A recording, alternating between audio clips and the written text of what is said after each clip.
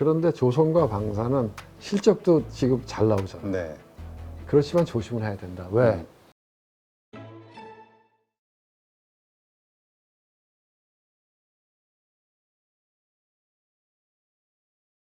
자, 그렇다면 이제 우리 한국 증시로 좀 돌아와 보면 네. 이 트럼프의 관세 정책 때문에 모든 섹터 산업이 다 그냥 막 출렁출렁거렸거든요. 네.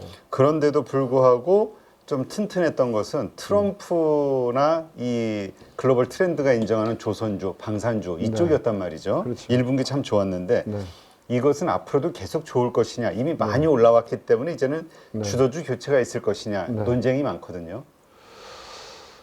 밸류에이션이 비싸죠. 이제 네. 싸진 않죠. 싸진 않은데 제가 이렇게 보니까 대한민국 특히 대한민국의 주식시장은 고정돼 있는 밸류에이션이 잘 안 맞더라고요. 네. 뭐 PER이 싸다, PBR이 싸다 그런 것보다는 방향성이 더 중요하더라고요. 그러니까 모멘텀이 훨씬 더 밸류보다는 모멘텀이 훨씬 더 드라이빙 팩터가 되는 시장이 대한민국 시장이더라고요. 네. 왜 그러냐?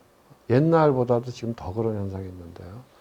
그거는 기관 투자가 비중이 약화돼서 그런 거죠. 네. 그래서 큰 방향은 뭐 외국인들의 매수 매도에 의해서 결정되지만 개별 주식 레벨에 있어서는 개인들의 비중 또 사모펀드들, 사모펀드들 그러다 보니까 모멘텀의 비중이 훨씬 세더라. 그래서 밸류만 보고서 비싸다 싸다 판단하고 투자하면은 쉽지 않더라. 네.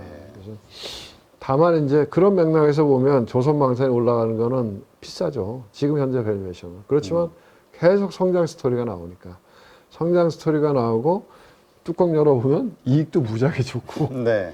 그러니까 그래서 참 어려운 것 같아요. 그러니까 이제 제가 이제 그런 생각이 드는데 과거의 2차 전지하고는 좀 스토리가 다르죠. 다르다. 실적이 바탕이 되니까. 그렇죠. 그러니까 불과 뭐 한 2년 전에 유튜브 엄청나게 여러 사람 나와서 바람 잡아갖고 스토리텔링이죠.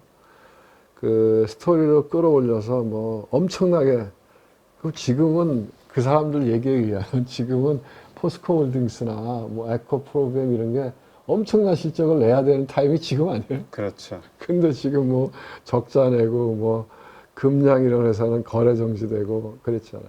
그러니까 거짓말이었던 거지. 그러니까 스토리텔링은 그럴듯했는데 펀더멘털이 안 따라오잖아요. 네. 그런데 조선과 방사는 스토리텔링도 누구나 다 납득할 만하잖아요. 납득할 만한 나레이티브를 갖고 있는데 실적도 지금 잘 나오잖아요. 네. 그렇지만 조심을 해야 된다. 왜? 이 밸류에이션이 비싸잖아요. 그렇죠. 그리고 이제 우리나라 시장은 어느 한쪽으로 쏠림 현상이 심하잖아요. 그렇죠. 그럼 쏠리면 다 글로 가잖아요. 그러다가 어느 순간에 모르죠. 어떤 계기가 될지. 어느 순간에 아니네.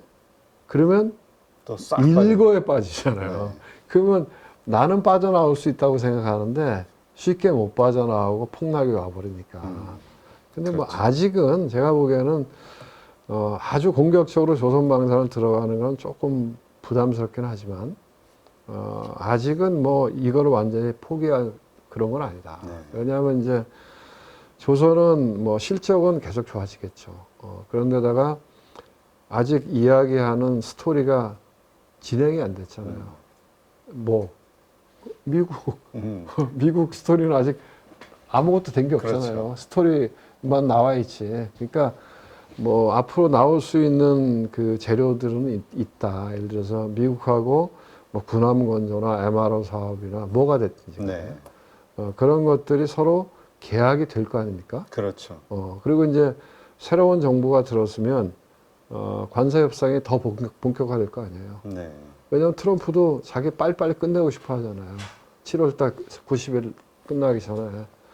그러니까 새로운 정부가 들었으면은 빨리빨리 뭔가 얘기하겠죠. 그 얘기할 때 조선 얘기도 나오겠죠. 그런 거고 방산도 보면은 아직까지 우리가 수주 받아야 될 게 여러 개 있는 거 아니에요? 그렇죠. 남았죠. 뭐 폴란드도 남았고 뭐 루마니아 얘기도 있고 뭐 중동 얘기도 중동 있고 쪽도 있죠. 또 뭐 비행기도 있고 그러니까 그런 것들이 수주가 계약이 실제로 사인될 때 그때쯤에 아마 꼭지 근접하지 않을까요? 아직까지는 좀 더 룸이 남아있지 그러게요. 않을까? 지금 그런 생각이 들어요. 가장 많이들 하는 얘기가 독일 방산주를 봐라. PER 뭐 PBR 30배다 뭐 이런 얘기를 네. 많이 하던데. 근데 이제 한국 주식은 좀 다르더라고요. 그렇죠. 제가 보니까 우리는 다르죠. 기관 투자가 비중이 높으면 PER이 몇 배지? 너무 비싼 거 아니야? 이런 걸 늘 생각하는 게 더 시장을 압도하는데 한국은 제가 보기엔 기관 투자가도 대부분이 사모펀드더라. 사모펀드에 샀다 팔았다 하잖아요. 국민연금이 있지만 국민연금이 외부 위탁한 자금들은 3개월, 6개월, 1년 단위로 평가하더라. 네. 그래서 투자의 호흡이 짧더라. 그래서 모멘텀이 훨씬 드라이빙하는 팩터이기 때문에 그런 거를 좀 염두에 두시고 그렇지만 언제든지 도망갈 준비는 하시고 그런 생각이 파티는 듭니다. 즐기되 입구에서 즐겨라. 맞습니다. 네, 그렇지만 포기하면 억울한 거지. 그렇죠. 왜냐하면 조선망산이 비싸다는 어디서 끝날지 모르니까 조선망산이 파티가. 비싸다는 얘기는 한참 전부터 한 거 아니에요? 그렇죠. 근데 계속 가는데 뭐. 근데 그렇다면 반대로 지금 좀 저평가된 업종 섹터에 들어가서 난 좀 기다리겠다 이런 분들도 좀 있을 거 아닙니까? 어떤 그런데 네. 이제 오래 기다려야 되겠죠. 제 많이. 생각엔 저도 이제 이렇게 제가 이제 공무원연금 자금운용단장 CIO를 그만두고 나와서 저도 몇 년 됐잖아요. 개미 생활을 몇 년 해봤잖아요. 네. 저도 처음에 굉장히 밸류 오리엔티드인 사람이었는데 점점 시간이 지나가면서 느끼는 게 야, 한국 주식은 그렇게 하면 힘들더라. 네. 그래서 밸류를 보되 내가 굳이 보초를 쓸 필요는 없다.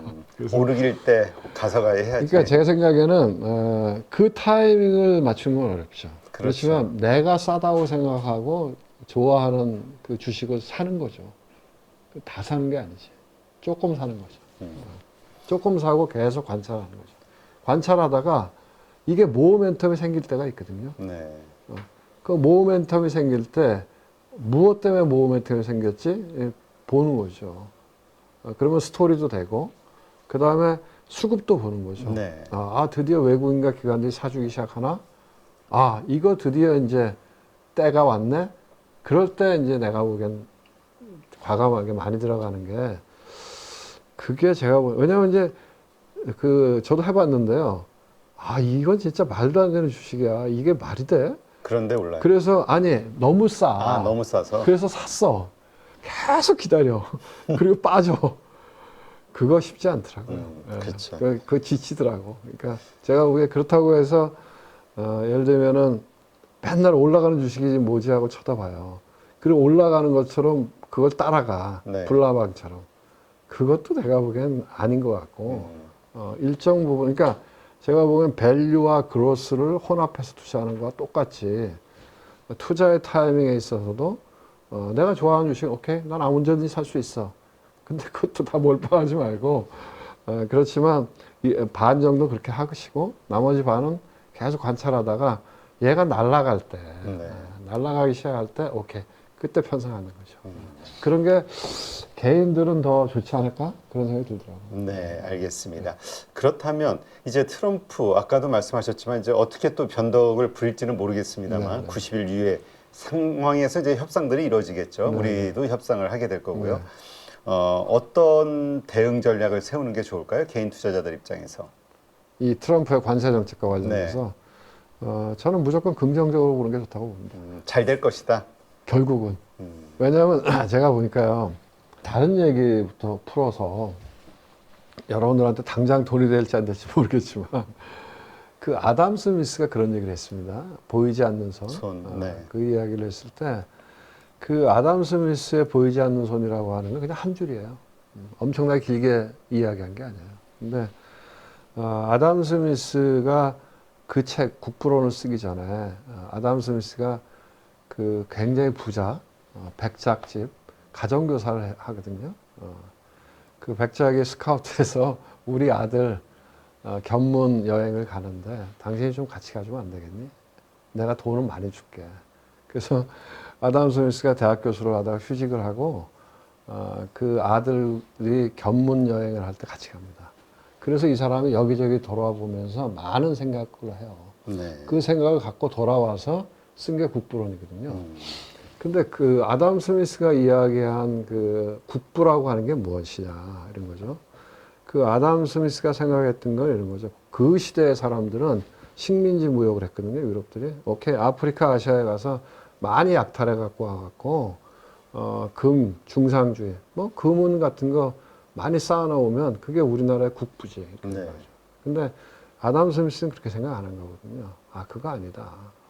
이 산업혁명하고 맞물려 들어가거든요. 아담 스미스가 생각할 때는 전문화되고 분업화된 노동력, 전문화고 되고 분업화된 노동력이 각자 자기의 이익을 위해서 최선을 다해서 노동을 해서 무언가를 생산해내서 교환을 할 때, 그것이 국부를 창출시키더라. 네. 이런 거죠. 그러니까 말하자면 빵을 잘 만드는 빵 만드는 사람은 빵을 굽고 옷을 잘 만드는 사람은 옷을 만들어요.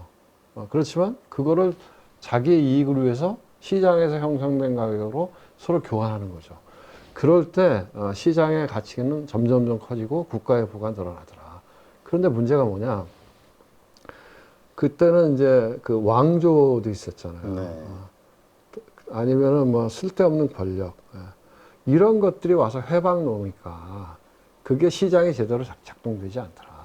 그래서 너네 제발 그냥 와서 이렇게 보이는 손으로 이렇게 자꾸만 시장에 개입하지 말고 냅두면 보이지 않는 손에 의해서 시장이 잘 돌아가면서 너도 행복하고 나도 행복해질 거야. 이렇게 얘기한 거거든요. 왜 제가 이 얘기를 드리냐? 왜 트럼프의 관세 정책이 문제가 있는 거냐?